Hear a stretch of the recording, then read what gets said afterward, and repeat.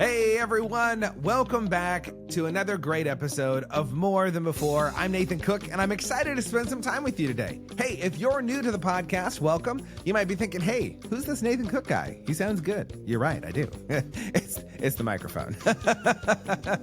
But hey, I've been doing personal growth development for over a decade now. I've focused with businesses and individuals to help them grow their leadership, their communication, help them learn how to connect well with other people, how to play nice in the sandbox of life.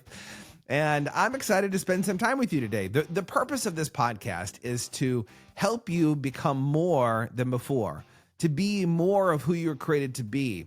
And I believe the best way to do that is to add value to you. That's one of my goals in life, is to add value to people so that they can be more than before. This last week, I was reflecting. I was thinking about, why is it there are some people that just grow really fast, right? There's people that grow. I grow. And then there's people that are like on steroids of growth. Like what? They grow really fast. They get really good results, like fast results, it appears. And as I started to reflect on this, I came to a thought. And it's not the thought, but it is a thing that is going to help you. And so I want to discuss that with you today. I want to break it down with you. I've got 4 ways here of how you can take ownership of your life. Now, why ownership? Because I think a lot of people don't take ownership in their life. People that are growth oriented, people that grow really fast, they have like extreme ownership. They have extreme ownership in their life. They take responsibility for everything, even the things that you and I might look at and we go, well, why would you take responsibility for that? It's because if you can take responsibility for something, that means that you can change it. You can control some aspect of it. Now, you can't control everything in life, right? But there are things that we can do to influence. So today I want to give you 4 things that you can do to start taking back ownership in your life. Number 1, we are going to start executing. We're going to execute in our life. It's so funny how many people that I work with will come to a coaching call and they'll say, Nathan, I wasn't able to do what I said I was going to do. And I say, well, why weren't you able to do it? And then there's a plethora of excuses. No excuse is a good excuse. I hope you get that. There is no such thing as a good excuse. If you set your intention to do something, you should do it.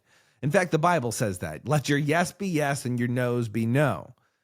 Commit to it. Make the action steps and do it. There's something about this, the idea of excuses. They sound really good. Why can't we get up and work out in the morning? Well, I'm just too tired. It's really hard, Nathan. Every time I go to the gym, my body cries. I know, mine sweats too. If we could stop making excuses in our life and start executing, we're going to see better results.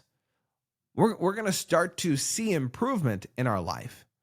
And I think that's one of the great areas that we can start to improve, that we can take back this ownership piece of our life, is to start executing. Stop making excuses and start executing. Number 2, consistency. It's not sexy, that's for sure. But consistency over time compounds. You see, a lot of people, they're inconsistent. They want one big push. They're waiting for the one big idea, the one big program that they're going to buy that is going to make their life better. There's programs that are out there that, they'll make a good dent in your life, but they're not going to change your life. Transformation in your life, growth in your life happens daily, not in a day.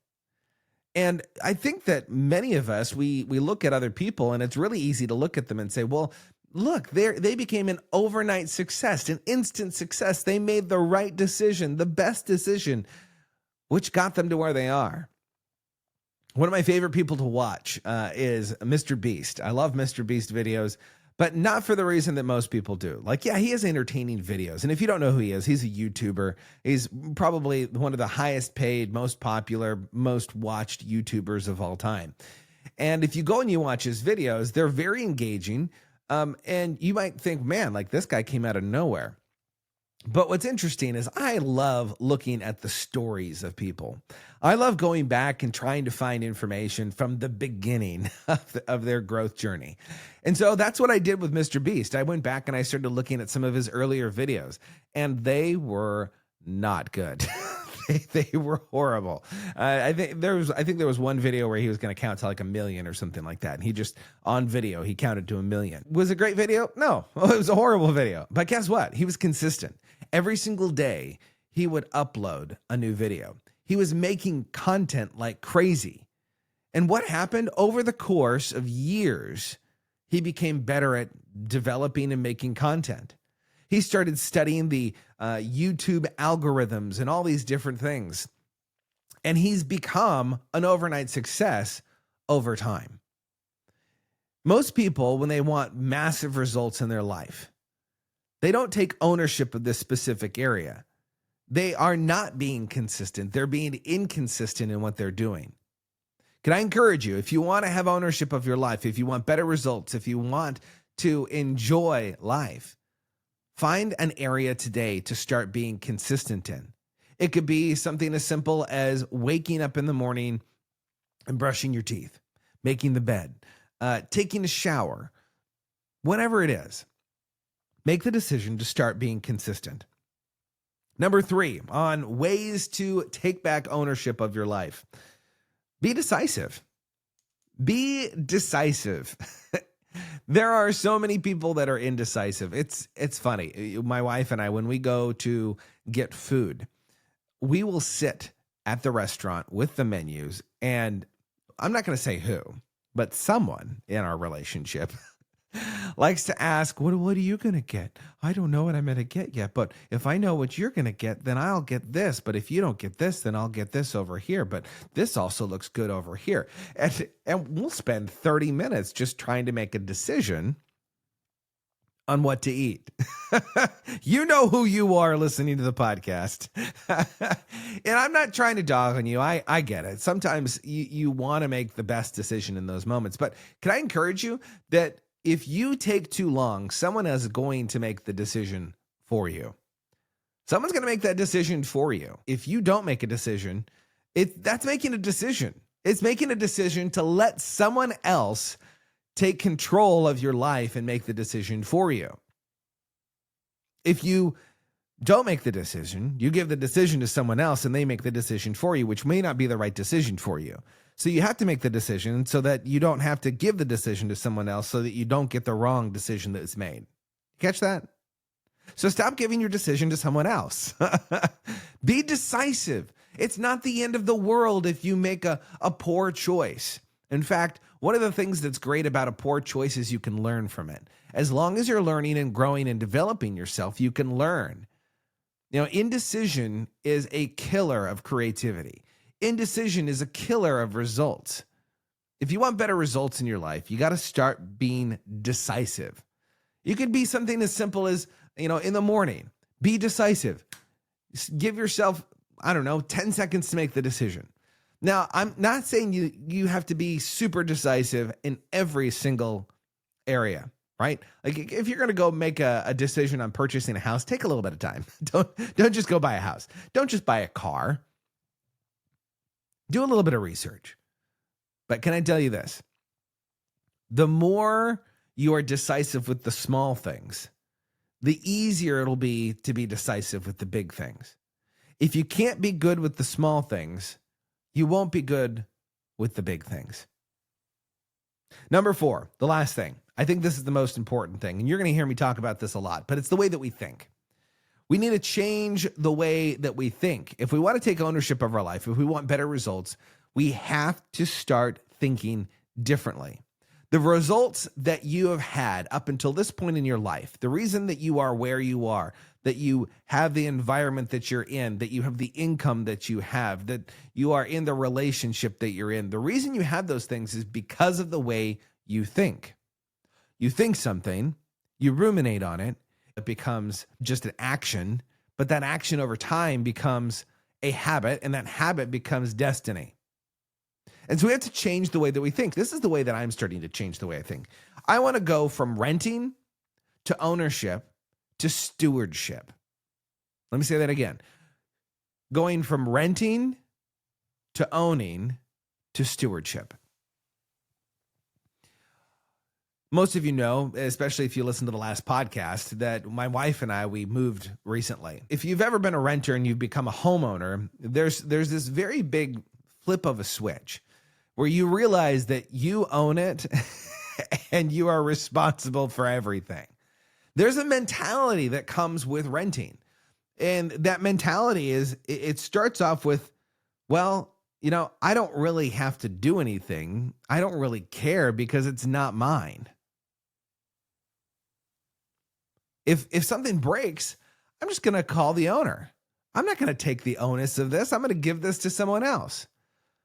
But then there's one point when you start looking around, you say, hey, you know what I really like? I don't like the walls. I don't like the color. I want to change the color of the walls. And what do? You start looking at how much it would cost and you say, no, I'm not going to pay that much for paint. I don't even own this place. And so you don't make the decision. You don't make the decision to paint the house because, well, you don't own it. Are you renting your life? Are you not making decisions going, well, I'm just in this stage of life and I don't really want to make that investment. I don't really want to spend time reading that.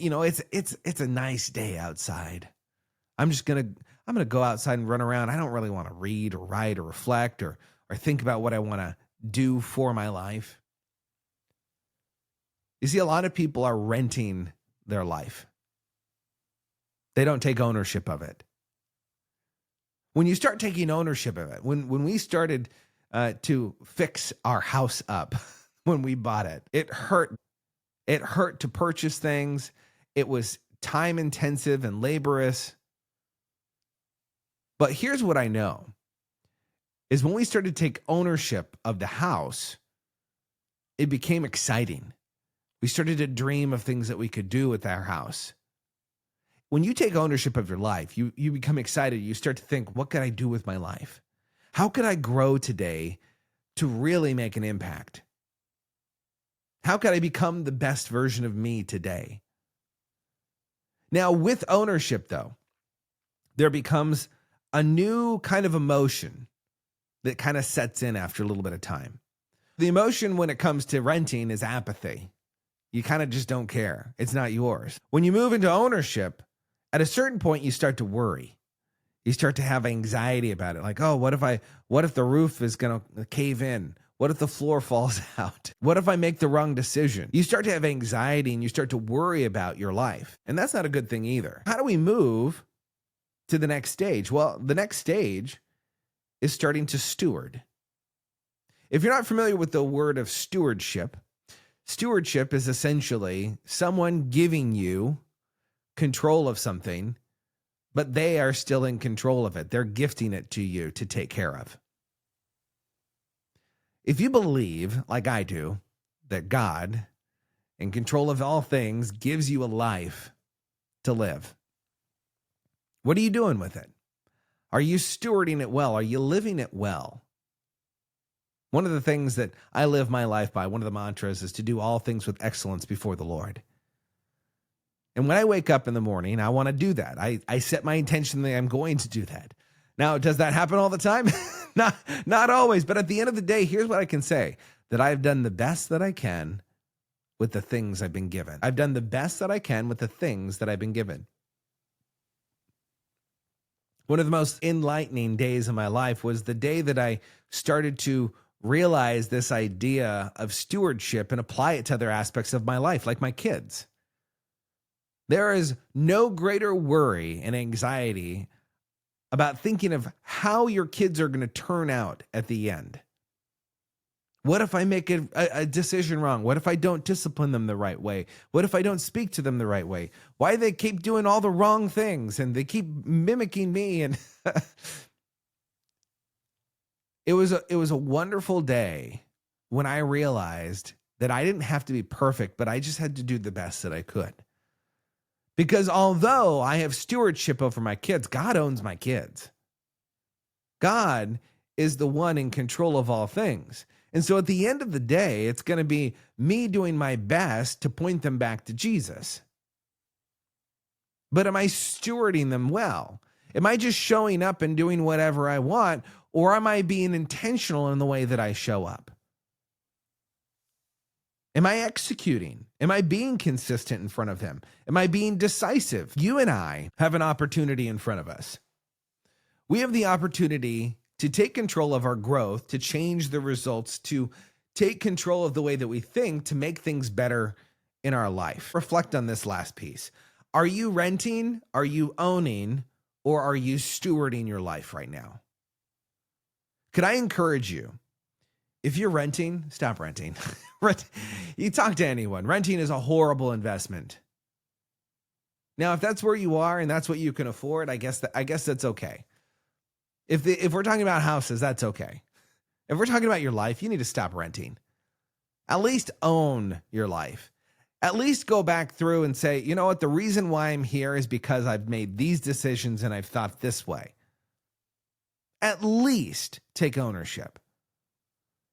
But if you really want to see your life grow, if you want to see it compound, if you want to see an explosion of growth and results, start stewarding your life. Realize that God gave you everything that's in your life. The things that we might see are good, the things that we might deem as bad, all those things God gave to us for a reason. Whether that's to grow and improve from them, or whether it's to take them and to maximize them. As some people might say, 10x them. If you want to change the trajectory of your life, if you want to change the trajectory of your results, if you want to live a better life, if you want to be more than before, can I encourage you? Start executing, start being consistent, be decisive, and start stewarding your life. I know that this teaching has served you really well. I know you're going to stop renting, you're going to stop owning, you're going to start stewarding your life, which is going to be amazing. But can I ask you one last thing before we end today? Would you share this with a friend? There's someone in your life that could use what I just spoke today. So share it with a friend. It'll help me grow. It'll help you grow. And until next time, remember to be more, see more, and experience more than before.